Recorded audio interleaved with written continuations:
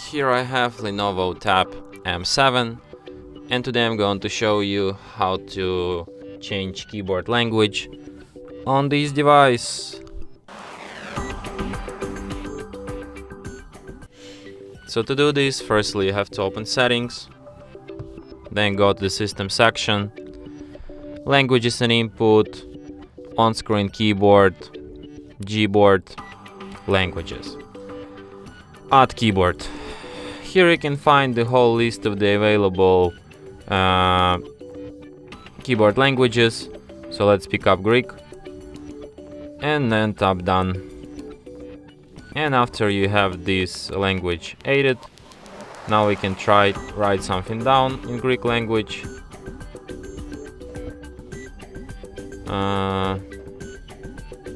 So here to switch languages you have to tap on this globe icon, and that's how you can change languages. And as you can see, here I have my Greek layout, and now I can write just like an ancient Greek philosopher. So yeah. And that's it. Thanks for watching.